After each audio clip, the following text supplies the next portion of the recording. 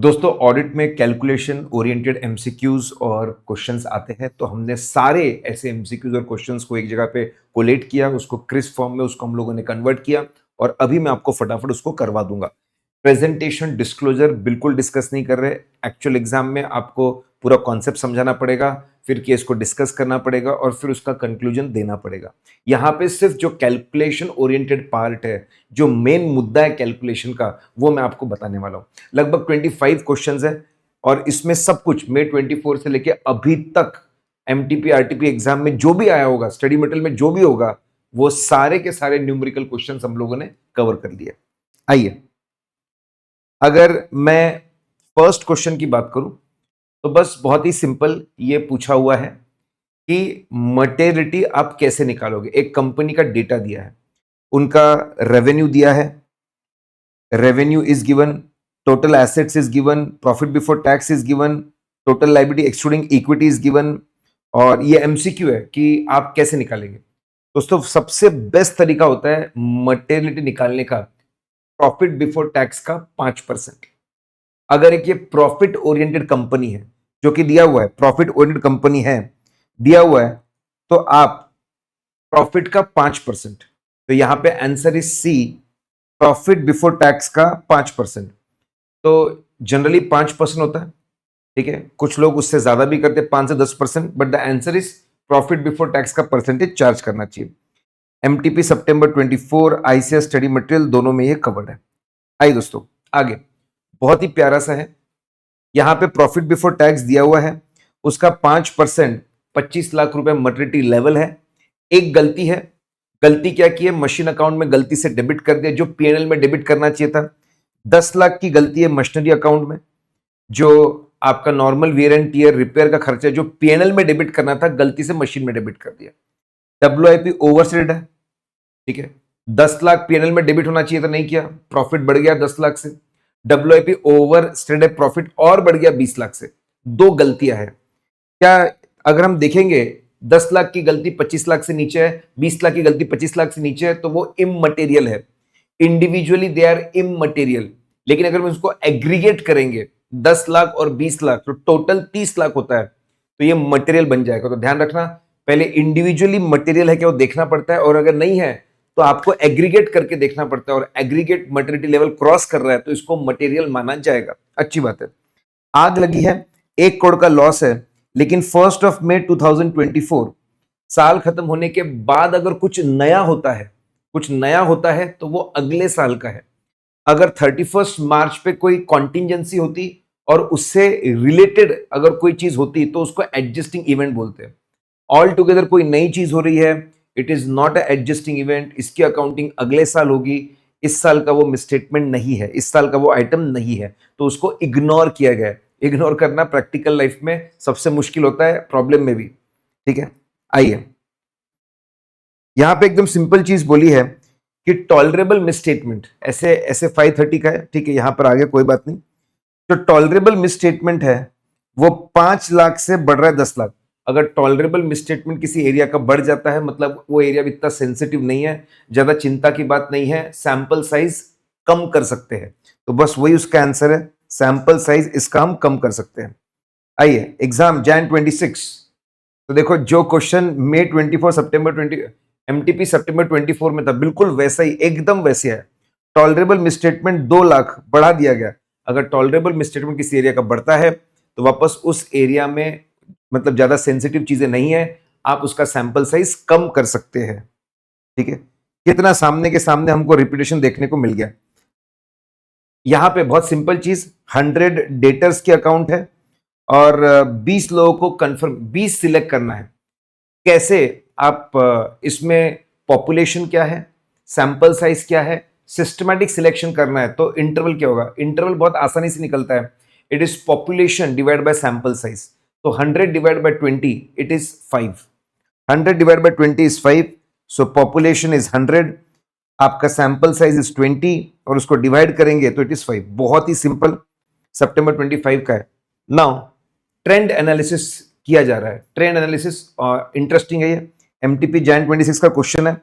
Employees जो है सिर्फ 2.3% से बढ़ रहा है, 2.3% से इंक्रीज हो रहा है, ज्यादा बड़ा इंक्रीज नहीं है नंबर ऑफ एम्प्लॉइज में, लेकिन सैलरी का खर्चा 43.2% से बढ़ रहा है, बहुत तेजी से बढ़ रहा है, और आपका ओवर टाइम सिर्फ 9% से बढ़ रहा है। तो दोस्तों, सबसे पहले तो पिछले 3 साल को कंपेयर कर रहे हैं, तो ये ट्रेंड एनालिसिस है, ये ट्रेंड एनालिसिस है, और इसमें हमको कुछ अनयूजुअल नजर आ रहा है। सैलरी बहुत तेजी से बढ़ रही है, जबकि नंबर ऑफ एम्प्लॉयज और उनका जो ओवर टाइम है ये इंक्रीज नहीं हो रहा है। इसको अनयूजुअल माना जाएगा, अनयूजुअल माना जाएगा, इनकंसिस्टेंसी माना जाएगा। और ऐसे 520 बोलता है, अगर कुछ अनयूजुअल दिख रहा है, इनकंसिस्टेंसी मिल रही है, तो आपको पहले इंक्वायरी करिए, फिर आपको फर्दर ऑडिट, आपको और जाके इसको इन्वेस्टिगेट करना पड़ेगा। और हो सकता है कि फिक्टिशियस एम्प्लॉयज हो, झूठे एम्प्लॉयज दिखाए जा रहे हो, उनकी झूठी सैलरी दिखाई जा रही हो, इसलिए जबरदस्त इंक्रीज हो रहा है। तो दोस्तों अच्छा था, मे 20 एमटीपी जैन 26 में ये टारगेट किया गया। दोस्तों एकदम जो क्रक्स है, वो क्रक्स मैं आपको बता रहा हूं। फिर ऑडिटर देखता है 35% increase in raw material consumption, 35% से रॉ मटेरियल कंजम्पशन बढ़ रहा है, जबकि जो प्रोडक्शन है ये सिर्फ 12% से बढ़ रहा है। ऐसे कैसे भाई? अगर आपका आउटपुट 12% से बढ़ रहा है, तो रॉ मटेरियल कंजम्पशन भी उसके आसपास बढ़ना चाहिए, ठीक है, उसके आसपास ही इंक्रीज होना चाहिए। सबसे पहले किस तरह का कंपेयर, किस तरह की चीज है, दिस इज, जब आप कंपैरिजन करते हो तो ये एनालिटिकल प्रोसीजर है बस, ठीक है, ये कंपैरिजन किया जा रहा है, तो बोले किस तरह का प्रोसीजर है, ये एनालिटिकल प्रोसीजर है। बहुत ही सिंपल, बहुत सिंपल कि ये आपको एमसीक्यू था, जहां पर भी ऑप्शंस लिखे मतलब एमसीक्यू था। ये एनालिटिकल प्रोसीजर्स है। जब भी अमाउंट रेशियो आप कंपेयर करें तो it is analytical procedure. Investigate करना पड़ेगा, ऐसे कैसे है भाई, हाउ दिस इज देयर, कि रॉ मटेरियल कंजम्पशन इतना कैसे बढ़ रहा है। हो सकता है उसके अंदर फेक एक्सपेंसेस हो, कुछ मिसक्लासिफिकेशन हो गया है, इसलिए आपके खर्चे बहुत ज्यादा दिख रहे हो। आइए, नाउ इज वेरी सिंपल, पुराना क्वेश्चन है, एग्जाम में 24 का क्वेश्चन है कि आप अगर इन्वेंट्री का वैल्यूएशन करते कॉस्ट और एनआरवी विच इज लोअर, तो कॉस्ट में क्या आएगा क्या नहीं आएगा? क्या मटेरियल कॉस्ट आता है? ऑफकोर्स आता है। ट्रांसपोर्ट कॉस्ट आता है? ऑफकोर्स आता है। एबनॉर्मल कॉस्ट नहीं आता है, उसको माइनस करना चाहिए। बस दोस्तों वही किया हुआ है। ये आपका मटेरियल कॉस्ट है, ले लिया है। ट्रांसपोर्टेशन कॉस्ट ले लिया है। एबनॉर्मल वेस्टेज को एक्सक्लूड करना चाहिए। कॉस्टिंग में पढ़ते बेटा ये, तो आपको सही कॉस्ट ऑफ इन्वेंट्री मिलेगी, नॉर्मल कॉस्ट ऑफ इन्वेंट्री मिलेगी। उसको एनआरवी से कंपेयर करेंगे और विचर इज लोअर करेंगे, वो आपका वैल्यूएशन होगा। बस इतना ही था, एबनॉर्मल कॉस्ट को एक्सक्लूड करिए, दैट्स इट, नथिंग एल्स। आइए, यहां पे एक ऑब्सोलीट इन्वेंट्री है। AS2 क्या बोलता है? ऐसे तो आप करते हो कॉस्ट और एनआरवी विच इज लोअर। जो ऑब्सोलीट इन्वेंट्री है, ठीक है, उसकी मार्केट वैल्यू कमी होगी, आपको डेफिनेटली राइट ऑफ करना पड़ेगा। ऑब्सोलीट इन्वेंट्री है 1,75,000, रियलाइजेबल वैल्यू 50,000 है, लेकिन उन्हें अभी भी उसको कॉस्ट पर रखा, बिल्कुल गलत। विचर इज लोअर मतलब उसको रियलाइजेबल वैल्यू पे लेकर जाना चाहिए, 50,000 पे लेकर जाना चाहिए, 1,25,000 का राइट ऑफ करना चाहिए। सो आंसर पूछा क्या है हमेशा, क्या वैल्यूएशन करेक्ट है? वैल्यूएशन बिल्कुल सही नहीं है, वैल्यूएशन 50,000 होना चाहिए और राइट ऑफ करना चाहिए 1,25,000 का। क्या पूछा है? ध्यान से पढ़ना, वैल्यूएशन पूछा है, कितना राइट ऑफ करना वो नहीं पूछा है। प्लीज रीड क्वेश्चंस ट्वाइस, दो दो बार उसको पढ़िए। नाउ आपके एमटीपी जैन 25 में क्वेश्चन है, आपके प्रॉपर्टी प्लांट और इक्विपमेंट के कॉस्ट में क्या क्या आएगा, व्हाट विल बी देयर। अगर एम्प्लॉयज ने कुछ काम किया है तो उनकी सैलरी आएगी क्या? यस, वो आएगी। आप टेस्टिंग कर रहे हो, टेस्टिंग फेज का खर्चा आता है, yes, all the cost incurred till the machine is ready for commercial use. Trial run के कॉस्ट भी लिए जाते हैं बेटा, एएस में पढ़ते हैं। फिर आपने जो ट्रायल रन में चीजें निकली, उसको आपने बेचा 35,000 में, उसको आपको नेट करना पड़ेगा। तो आपका आपका आंसर आएगा 1,95,000। आपने जो मटेरियल है कॉस्ट वो आएगा, आपका ट्रायल रन का कॉस्ट आएगा, टेस्टिंग कॉस्ट आएगा, जो रिकवरी हो गई वो माइनस कर दीजिए, 1,95,000 आपका कैपिटलाइज किया जाएगा। तो दोस्तों एएस वाले क्वेश्चंस भी पूछ लेते हैं। नाउ प्रेजेंटेशन का अगर आपने लोन बांटा है प्रमोटर्स को, डायरेक्टर्स को, रिलेटेड पार्टीज को, तो भाई इसका प्यारा डिस्क्लोजर देना पड़ेगा। कैसा डिस्क्लोजर देना पड़ेगा? आपको बताना पड़ेगा प्रमोटर्स को कितना लोन बांटा, डायरेक्टर्स को कितना बांटा, आपको आउटस्टैंडिंग अमाउंट बताना है पहले, की मैनेजमेंट पर्सन कितना बांटा, रिलेटेड पार्टी को कितना बांटा, ठीक है, परसेंटेज भी बताना है, वेरी इंपॉर्टेंट। आपको बताना है कि लोन बांटने के बाद में आज कितना लोन इनको बांटा हुआ है और कितना परसेंट किसको दिया है। सबसे बड़ा प्रमोटर, उससे छोटा डायरेक्टर, उससे छोटा की मैनेजमेंट पर्सन, उससे छोटा रिलेटेड पार्टी। देखो सीक्वेंस है बेटा, ये सीक्वेंस है, तो आपको बताना है कि किसका कितना परसेंट है। अच्छा, और एक चीज बतानी है, मैक्सिमम आउटस्टैंडिंग भी बताना है। मैक्सिमम यहां पे आया नहीं है, मैक्सिमम आउटस्टैंडिंग का भी एक कॉलम डालो। देखो यहां पे लिखा है maximum 20, outstanding 15, maximum 30, outstanding 25, maximum 10, outstanding 5, maximum 10, outstanding 10। आपने मैक्सिमम आउटस्टैंडिंग का भी कॉलम डालना चाहिए। इनफैक्ट अगर कोई लोन रिपेबल ऑन डिमांड है, ठीक है, बिना रिपेमेंट टर्म्स के, बहुत बुरी बात है, उसको भी हाईलाइट करना चाहिए। तो आपको कितना कितना अमाउंट वाइज बांटा है, कितना परसेंटेज वाइज बांटा है, वो आपको बताना पड़ेगा। कितना मैक्सिमम आउटस्टैंडिंग था वो भी आपको बताना पड़ेगा। रेशियोज, रेशियोज बेटा आपको पूरे देने पड़ते हैं। आप बस सिलेक्टिवली कुछ रेशियोज बता दिए ऐसा नहीं होता है। शेड्यूल 3 में पूरी लिस्ट है, इन्होंने क्या किया, बस कुछ ही रेशियोज बता दिए। Current ratio, inventory turnover ratio, debtor turnover ratio. हमारे मन में 2-3 रेशियो बता दिए, ऐसा होता है क्या? नहीं, आपको सारे के सारे रेशियोज आपको बताने पड़ेंगे। और उसमें भी जिस रेशियो में जो चेंज है 25% से ज्यादा होगा, बहुत बड़ा चेंज आ जाता है, सपोज 10% से 13% कोई चीज आती है, तो उसको 30% चेंज बोलते हैं। रेट में 30% चेंज है, परसेंटेज फॉर्म में देखना, उसका जवाब देना पड़ता है। ठीक है, कोई भी, जैसे यहाँ पे क्वेश्चन में इन्वेंटरी टर्नओवर रेशियो 50% से गिरा है, डेटर टर्नओवर रेशियो 65% से गिरा है, तो जवाब देना पड़ेगा। तो सारे रेशियो डिस्क्लोज करना है, पॉइंट नंबर 1। कहीं पर भी 25% से ज्यादा का डिफरेंस है तो एक्सप्लेनेशन देना पड़ेगा, पॉइंट नंबर 2। अब इसमें से कौन सा एडजस्टिंग इवेंट है और कौन सा नहीं है वो बताइए। एमटीपी मे 26 का क्वेश्चन है। अगर मैं बात करूंगा, 8 करोड़ के डेटर इंसॉल्वेंट हो गए 15 तारीख को। डेटर इंसॉल्वेंट, डेटर में हमेशा अनसर्टेनिटी होती ही होती है। ठीक है, मतलब 31 मार्च को अनसर्टेनिटी होगी, और 31 डेटर में हमेशा अनसर्टेनिटी होती है। 15 अप्रैल को उसकी क्लैरिटी मिल रही है, it is a adjusting event. Legal case pending था 31 मार्च को, 10 मई को आउट ऑफ कोर्ट सेटलमेंट हो रहा है। कोई भी चीज जो 31 मार्च के अनसर्टेनिटी को क्लैरिफाई करे वो एडजस्टिंग इवेंट है। डेटर का इंसॉल्वेंसी हो रहा है, क्लैरिटी मिल रही है, कितना पैसा मिलेगा नहीं मिलेगा, एडजस्टिंग इवेंट। लीगल केस का डिसीजन आ रहा है, adjusting event. Fresh equity to QIP, दोस्तों अनसर्टेनिटी वो होती है जो थर्ड पार्टी से आती है, बाहर के लोगों से आती है। शेयर हम खुद इशू कर रहे हैं, हमारे हाथ में है, वो अनसर्टेनिटी नहीं है। तो फ्रेश इशू अगर हो रहा है मई के महीने में, it is not a adjusting event. अगर कोई अनसर्टेनिटी होती, ठीक है, पता नहीं क्या होने वाला है, उसकी क्लैरिटी मिलती, तो वो एडजस्टिंग इवेंट है। आपके खुद के डिसीजंस को आप अनसर्टेनिटी नहीं बोल सकते। वैसे ही मर्जर आपका खुद का डिसीजन है, उसको अनसर्टेनिटी नहीं बोल सकते।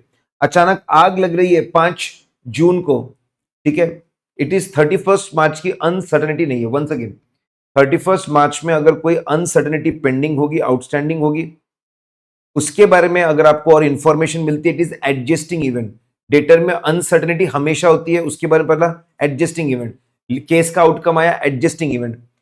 अपने खुद के जो डिसीजंस है उसको हम अनसर्टेनिटी नहीं बोल सकते, ठीक है, तो उसको एडजस्टिंग इवेंट नहीं बोल सकते। खुद शेयर इशू करना, खुद मर्जर करना, और साल खत्म होने के बाद में कुछ नया ही फायर होना, आखिरी के 3 नॉन एडजस्टिंग है बेटा। आइए, ये बड़ा प्यारा ऐसा है इसमें कि एक हॉस्टल है, 200 रूम है, 80% ऑक्यूपेंसी है, 6000 पर मंथ का रेंट है। तो जो टोटल आता है लगभग 1,15,20,000, और एक्चुअल बहुत ज्यादा है। एक्चुअल जो हॉस्टल का रेंट है वो बहुत ज्यादा बुक किया है, मतलब रेवेन्यू ओवर स्टेटेड लग रहा है, दाल में कुछ काला लग रहा है, समथिंग इज रॉन्ग। ये एनालाइज करके आपको बात करनी थी। फिर क्लास रजिस्टर में 620 लोग हैं, लेकिन फीस तो 590 से ले रहे हैं, अंडर स्टेटमेंट ऑफ रेवेन्यू। तो बेटा एक एग्जाम्पल में हॉस्टल की फीस को बढ़ा चढ़ाकर बताया है, ओवर स्टेटमेंट है ऐसा दिख रहा है, और दूसरे इसमें अंडर स्टेटमेंट है ऐसा दिख रहा है। एक में ज्यादा रिकॉर्डेड है और एक में कम रिकॉर्डेड है, दोनों को इन्वेस्टिगेट करना पड़ेगा। इसको रीजनेबलनेस टेस्ट बोलते हैं। क्यों? क्योंकि नॉन फाइनेंशियल डेटा जैसे number of rooms, occupancy, number of students, ये यूज करके जब आप प्रेडिक्शंस करते हो तो उसको रीजनेबलनेस टेस्ट बोला जाता है। बेटा ड्राइंग पावर कैलकुलेशन बहुत सिंपल, बहुत आसान। आपको स्टॉक में से पहले डैमेज स्टॉक को निकाल देना है, क्योंकि बैंक वाले उसको कंसिडर नहीं करेंगे। देखो, हमको बैंक के पॉइंट ऑफ सोचना है, अरे भाई डैमेज स्टॉक बाहर निकाल, कोई खास उससे पैसा नहीं मिलने वाला। जितना क्रेडिटर्स है वो माइनस कर, क्योंकि क्रेडिटर अपना स्टॉक लेकर जाएंगे। दो चीजें माइनस होती है स्टॉक में, डैमेज स्टॉक और उसके बाद में क्रेडिटर। जो बच जाता है वो पेड स्टॉक है। इसमें से मार्जिन माइनस करो, क्योंकि पूरी फाइनेंसिंग नहीं होगी, तो स्टॉक पे कितनी फाइनेंसिंग मिल जाती है। डेटर में से इन एलिजिबल डेटर, बहुत पुराने डेटर्स अगर कुछ होंगे तो उसको माइनस करो, जो बच जाएगा उसमें वापस मार्जिन। पहले ध्यान रखना, पहले डिडक्शंस होते हैं, फिर मार्जिन को रिड्यूस किया जाता है। तो देखिए, स्टॉक है, पहले डिडक्शन है, अनपेड क्रेडिटर, फिर उसमें से मार्जिन को रिड्यूस किया गया, तो स्टॉक के ऊपर 35,000 की फंडिंग होनी चाहिए। डेटर में इन एलिजिबल डेटर, हिंट देते वो लोग, हिंट देते हैं कौन से इन एलिजिबल है, poor quality debtors, very long outstanding debtor, minus कर दो। 40,000 बचता है, मार्जिन रिड्यूस करेंगे, ठीक है, तो 16,000 एंड सो ऑन। तो बहुत सिंपल, स्टॉक में दो चीजें माइनस करनी पड़ती है, डेटर में जनरली एक चीज माइनस करनी पड़ती है, फिर पहले डिडक्शंस करो, फिर मार्जिन का रिडक्शन करो, आपको कितनी फाइनेंसिंग हो सकती है मिल जाएगा। तो ये जो टोटल आ रहा है, टोटल आ रहा है 48,000, ठीक है, 48,000 सैंक्शन। ओके, सॉरी, आपका जो जो आ रहा है दैट इज आ रहा है 51,000, ड्रॉइंग पावर 51 आ रहा है, और आपका सैंक्शन लिमिट 48 है। इनिशियली हिस्टोरिकल डेटा देखकर, सब कुछ देखकर जो लिमिट तय होती है उसको बोलते हैं सैंक्शन लिमिट। ग्राउंड लेवल पे अभी क्या स्टेटस है स्टॉक और डेटर का, उसके बेसिस पे जो निकलती है वो आपका drawing power. Drawing power can never exceed sanction limit. भले ड्रॉइंग पावर 51,000 आ रहा है, it will be restricted, stopped at 48,000 only. Very important, RTP सितंबर 24, बहुत बार रिपीट हो रही है। आइए now next is CC limit. आपका सीसी 110 लाख का है, सीसी 110 लाख का है, और ये लिमिट मिली because of stock, because of debtors जो 90 दिन से कम है। अब यहां पे स्टॉक है 130 लाख का, डैमेज वाले को माइनस कर दो। डेटर 75 लाख का हिंट दिया है, 90 दिन के ऊपर 10 लाख से उसको माइनस कर दो। क्रेडिटर को स्टॉक में से आप, क्रेडिटर को आप स्टॉक में से माइनस कर दो, आपको पेड स्टॉक मिल जाएगा। फिर मार्जिन माइनस करो, बेटा रिपीटेशन है, पहले आपने डैमेज स्टॉक और इन एलिजिबल चीजों को माइनस किया, क्रेडिटर को माइनस किया, आपको पेड स्टॉक मिल गया, फिर मार्जिन रिड्यूस की, ठीक है। इतना फंडिंग हो सकता है, दो डिडक्शंस करने हैं और फिर मार्जिन रिडक्शन करना है, कितना फंडिंग कर सकता है वो आपको मिल जाएगा। वापस बेटा कॉपी पेस्ट या रिपीटेशन है, यहां पे 48,000 आ रहा था, लेकिन सैंक्शन लिमिट 45,000 है, उस पर रोकना पड़ेगा, ठीक है। वह इतनी बार इंस्टीट्यूट ने ये पूछा हुआ है, सीसी लिमिट 100 लाख है, वापस आपके स्टॉक और डेटर्स 90 दिन से कम है, मार्जिन आपको दिया हुआ है, stock 125 lakh, damage stock 5 lakh, debtor 50 lakh, 90 दिन से ज्यादा 10 लाख, क्रेडिटर्स है। दोस्तों कॉपी वापस आपको, ठीक है, और ड्राइंग पावर बोल रहे 82.50। आपको स्टॉक में से डैमेज स्टॉक को माइनस करना पड़ेगा, क्रेडिटर को माइनस करना पड़ेगा, आपको दो डिडक्शन करने पड़ेंगे, फिर मार्जिन को रिड्यूस किया जाएगा। डेटर में से भी आपको आपको 90 दिन के ऊपर वाले माइनस करने पड़ेंगे, फिर मार्जिन का रिडक्शन होगा, then you will get proper stock and debtor. फिर आईसीआईएसएम में क्वेश्चन है बेटा, ये बहुत ही सिंपल सा है कि कंसोर्शियम होता है जिसमें बहुत सारी बैंक्स मिलकर लोन देते, तो कंसोर्शियम वर्किंग कैपिटल लोन दिया हुआ है, सीसी लोन दिया हुआ है, सीसी लोन दिया हुआ है। अब यहां पे बहुत सारे लोग मिलकर ये लोन दे रहे हैं, तो सब बहुत सारे लोग मिलकर, अच्छा ओके, वैसा भी नहीं है। आइए, बहुत सारी चीजों के बेसिस पे लोन दिया जा रहा है। Once again let's freeze. तो एक बैंक है जो ड्राइंग पावर देने को तैयार है, लेकिन ड्राइंग पावर मिल रहा है on the base of different types of stocks and debtor. बहुत अलग अलग तरह के स्टॉक और डेटर है, ठीक है। आपका रॉ मटेरियल है, फिनिश गुड है, स्टॉक इन प्रोग्रेस है, स्टोर्स एंड स्पेयर है, डेटर्स है, स्टॉक इन ट्रांजिट है। मार्केट वैल्यू भी उनका दिया हुआ है, सबका मार्केट वैल्यू दिया हुआ है। रॉ मटेरियल में 25% मार्जिन, 25% मार्जिन, डेटर में 35% मार्जिन। डिडक्ट करो तो आपको पता चल जाएगा कि कितनी फंडिंग हो सकती है। तो एनीवेज गाइस, यहाँ पे अलग अलग, बस इतना ही है, अलग अलग तरह के स्टॉक और डेटर है। कुछ नया करना है तो उन्होंने ऐसा किया। आइए दोस्तों, मैंने एक और वीडियो डाला है जहां पे मैंने सारी लिमिट्स करवाई है। आप लोग जानते हैं आपका लिमिट क्या है। एनपीए का प्रोविजन का लिमिट 15, 25, 40, 100। सिक्योर्ड पोर्शन की अगर मैं बात करूं, सब स्टैंडर्ड का 15%, डाउटफुल फॉर 1 ईयर, ठीक है, 25, 1 to 3, 40, 15, 25, 40, 100, 3 साल के ऊपर 100%। अब यहां पर एक लोन है जो डाउटफुल सेकंड कैटेगरी का है, डाउटफुल फॉर सेकंड कैटेगरी, ठीक है। पहले एनपीए के बाद में 12 महीने सब स्टैंडर्ड में हो गए, डाउटफुल फॉर 1 भी हो गया, अब सेकंड कैटेगरी में 15, 25, 40, 100, आपको 40%, लेकिन वेरी इंपॉर्टेंट, सिक्योर्ड बोल रहे हो। अनसिक्योर्ड में क्या होता है? अनसिक्योर्ड में सब स्टैंडर्ड में 25%, डाउटफुल लगा तो 100%। बेटा आपको ये टेबल होगा आपके नोट्स में, वो देखना पड़ेगा। तो यहाँ पे एग्जैक्टली यही है। अगर आप देखेंगे, आपका जो लोन है वो 150 लाख का है, 150 लाख का है, उसमें से 100 सिक्योर्ड है, बाकी 50 अनसिक्योर्ड है। जो आपके सिक्योर्ड है 40% प्रोविजन बनाना पड़ेगा, और जो अनसिक्योर्ड है 100% बनाना पड़ेगा। टोटल मिलाकर 90 का आपका प्रोविजन बनेगा।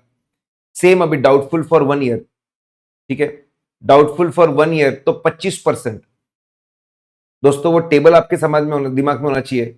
डाउटफुल फॉर 1 ईयर इज 20, 15, 25, 40, 100, तो आपका 25%। यहां पे आउटस्टैंडिंग इतना है, सिक्योरिटी 80 लाख है, प्रोविजन 70 लाख। आइए वापस, टोटल लोन कितना है? 140 lakhs. Secured portion is 80, unsecured is 60। आपका जो सिक्योर्ड पोर्शन है डाउटफुल फॉर 1 ईयर है, 25% बनाएंगे, और जिस दिन डाउटफुल का ठप्पा लगता है 100% हो जाता है, 100% आपका हो जाएगा। दोस्तों सिक्योर्ड के लिए परसेंटेज अलग है, अनसिक्योर्ड के लिए अलग है, ध्यान रखना। लोन को बांटना पड़ता है, कितना सिक्योर्ड कितना अनसिक्योर्ड। सिक्योर्ड के लिए अलग परसेंटेज है, अनसिक्योर्ड के लिए अलग है। यहां पे डाउटफुल के लिए 25% है, अनसिक्योर्ड के लिए 100% है। दोस्तों बहुत सिंपल से है, ये फाइल भी आप एक बार सिर्फ ऐसी ओवरव्यू कर लोगे, समझ में आ जाएगा। आइए, वेरी इंटरेस्टिंग, 65 लाख का लोन है, और जो सिक्योरिटी की वैल्यू 6 लाख हो चुकी है। If the value reduces less than the 10% of the loan, loan का 10% 6.5 लाख है, 6 लाख हो चुकी है। अगर if there is already doubt है, रिकवरी को लेकर कुछ गड़बड़ हो सकती है, और उस दौरान अगर अचानक से आपकी वैल्यू इतनी गिर जाती है, ठीक है, एक तो पहली डाउट है रिकवरी में, और सिक्योरिटी की वैल्यू इतनी गिर गई कि 10% ऑफ लोन भी रिकवर नहीं हो रहा है, it will become loss asset. ये आपका लॉस एसेट बन जाएगा। इन्होंने उसको डाउटफुल बनाया, बिल्कुल गलत। इसको लॉस एसेट बनाना है, और 100% प्रोविजन। लॉस एसेट में सिक्योर्ड अनसिक्योर्ड कुछ नहीं होता, 100% प्रोविजन, ठीक है। दोस्तों अब यहां पे अलग अलग कैटेगरी दिए। AB industries doubtful for 1 year, fully secured. Mars traders substandard, fully secured. RS enterprises doubtful level 2, fully secured. एक लॉस एसेट बन चुका है एनपीएस एंड सन्स का। दोस्तों ऐसा है, आपके doubtful for 1 year, doubtful for 1 to 3 year, doubtful for more than 3 years, सबके अलग अलग परसेंटेज सेट है बेटा, ठीक है। जैसे अगर मैं ऐसी, अभी यहां पे खुली है फाइल, इतना मैंने आपको बोला, देखो ऐसा है बेटा, ठीक है। 15, 25, 40, 100, डाउटफुल फॉर 1 ईयर 25 और 100% चलता है, secured unsecured. Doubtful category 2 40%, 100%, and so on. Doubtful category 3 100%, ठीक है। डाउटफुल फॉर 1 2500, और फॉर 1 to 3 40 और 100। दोस्तों ये आप सही जगह, आपका 25% डाउटफुल एंड सिक्योर्ड, 25% सब स्टैंडर्ड, 15, 25, 15%, डाउटफुल 15, 25, 40, आपको बराबर दिख गए। कितना कितना लॉस एसेट में पूरा बनाना पड़ेगा, 100% पूरा बनाना पड़ेगा। नाउ 2.5 लाख मेंटेन करना था, 5 लाख, ठीक है, 5 लाख एक्सीड करता है भाई, 2.5 लाख मेंटेन करना था, 5 लाख का प्रोविजन बना दिया, 7.5 का 7.5 बनाया, 12 लाख था 30 लाख कर दिया। दोस्तों यहां पे कंट्रोवर्सी है, इंटर में इन्होंने यहां पर एमटीपी ऑफ जैन 25 में ऐसा बोला, जितना आरबीआई ने प्रोविजन बनाया उतना ही बनाइए। यही सीए फाइनल में लोग बोलते हैं कि आरबीआई का जो प्रोविजन है वो मिनिमम है, आप चाहो तो ज्यादा कर सकते हो। दोस्तों ऐसा कैसा क्वेश्चन है तो ठीक है, नहीं तो मेरे हिसाब से भी जो आरबीआई के प्रोविजन है वो मिनिमम है, उससे ज्यादा मेंटेन करना चाहे बिंदास कर सकते हैं। ठीक है, आइए अगर हम बात करेंगे फिर उसके बाद हाउसिंग लो ओवर ड्यू 120 डेज, भाई 90 दिन के ऊपर हो गया NPA. Car loan 60 not NPA. ठीक है, शॉर्ट ड्यूरेशन क्रॉप की अगर मैं बात, अच्छा एक लोन एनपीए तो सारे लोन एनपीए, ध्यान रखना अगर एक ही क्लाइंट है तो, एक ही बोरोर है तो शॉर्ट ड्यूरेशन क्रॉप में नंबर ऑफ डेज नहीं, 2 क्रॉप सीजन वेट करना पड़ेगा। बस उसी पे बात बोली है। शुगर केन को 10 से 12 महीने लगेंगे। ठीक है, आपको क्रॉप जनरली 1 साल के ऊपर लॉन्ग ड्यूरेशन होता है, उसके नीचे शॉर्ट ड्यूरेशन। यहां पे जो क्वेश्चन पूछा है वहां पे कोई ऑप्शन ही नहीं है। अगर आपको एग्रीकल्चर लोन दिख रहा है तो आपको सीधा देखना है शॉर्ट ड्यूरेशन है, लॉन्ग ड्यूरेशन है, और उसके हिसाब से चलना है, नंबर ऑफ डेज का हिसाब नहीं चलता। बस यहां पे जवाब देना था, ये लॉन्ग ड्यूरेशन क्रॉप है, एक क्रॉप सीजन के बाद में उसको एनपीए बोलेंगे। दोस्तों अब ये बिल्कुल बार बार रिपीट हो रहा है, एक ही पैटर्न है, one pattern. CC limit 25 crore है, ड्रॉइंग पावर 22 से 25 के बीच में। ठीक है, 22.5 आप ऐसा कुछ तो भी मान लो, तो आप मान लीजिए, और यूटिलाइजेशन 20 करोड़ से भी कम है। देखिए आउट ऑफ ऑर्डर कॉन्सेप्ट क्या है, if outstanding amount is more than the sanction limit for continuously, is more than the sanction या drawing power for continuously 90 days, वो एनपीए हो जाएगा। क्रॉस नहीं कर रहा है लेकिन पैसे भी डिपॉजिट नहीं कर रहा है, एनपीए फॉर 90 डेज कंटिन्यूअसली, या फिर पैसे डिपॉजिट कर रहा है, इंटरेस्ट भी वसूल नहीं हो रहा है, एनपीए। दोस्तों इसको बाकायदा और टेबल एबल बना के डेटा वेटा बना कर देंगे, बहुत केयरफुली देखना उसको, बहुत केयरफुली देखना। तो यहां पे क्योंकि कोई डिपॉजिट नहीं किया है पिछले 2 क्वार्टर से, 2 क्वार्टर मतलब भाई 90 दिन, कोई एक पैसा जमा नहीं किया पिछले 180 दिन में, अगर कोई पैसा जमा नहीं किया, डिपॉजिट ही नहीं है, it will be out of order, NPA, NPA. ठीक है, सेम अगर यहां पे बोला है अभी आखिरी इंटरेस्ट डेबिटेड 6 लाख है, जबकि पैसे आए 4 लाख, आपका जो पैसा आ रहा है वो इंटरेस्ट भी वसूल नहीं कर रहा है, it will be out of order, NPA. Same lines पे बेटा, interest for last 2 quarter is 7 lakh, पैसा आया 5 लाख, भाई इंटरेस्ट भी वसूल नहीं हो रहा है, एनपीए। एक ही कॉन्सेप्ट को रिपीट कर रहे हैं, सीसीओडी वाला। आखिरी में भी सेम है आपका यहां पे, लेकिन इंटरेस्टिंग है, सीसी लिमिट 10 करोड़ की है, 10 करोड़ का सीसी लिमिट है, लेकिन कैलकुलेशन हुआ 8.2 करोड़। यस, ड्राइंग पावर कम ज्यादा होता है, कभी सैंक्शन लिमिट को क्रॉस नहीं कर सकता, सैंक्शन लिमिट को क्रॉस नहीं कर सकता। ये जो कैलकुलेशन किया था नवंबर के महीने पे किया था, और मार्च में 8.60। ठीक है, आइए जो आउटस्टैंडिंग अमाउंट है, द आउटस्टैंडिंग अमाउंट है that should not cross the limit for continuously 90 days. यहां पे लिमिट क्रॉस हो रही है फॉर कंटिन्यूअसली 90 डेज। ठीक है, आपका अगर आप लिमिट को तोड़ रहे हो for continuously 90 days, it will be out of order. अभी तक के जो आउट ऑफ ऑर्डर बन रहे थे, पैसा नहीं मिला, इंटरेस्ट से कम पैसा मिला, यहां पे आपने लिमिट ही तोड़ दी है, continuously 90 days, it will become NPA. उसके बाद में और एक चीज है, stock statement is older than 3 months, तो वो इरेगुलर भी हो जाएगा, और अगर ऐसा चलता रहता है तो फिर वो 90 दिन तक तो वो एनपीए भी होता है। दोस्तों मैंने एक्सप्लेनेशन बहुत कम रखा क्योंकि फटाफट ये करना था। लगभग 28 क्वेश्चन, इसमें क्रक्स है, जितने भी तरह के कैलकुलेशन वाले क्वेश्चन आते हैं उसका क्रक्स इसमें हम लोगों ने भर के डाल दिया बेटा, इसका पूरा फायदा उठाइएगा। All the best guys.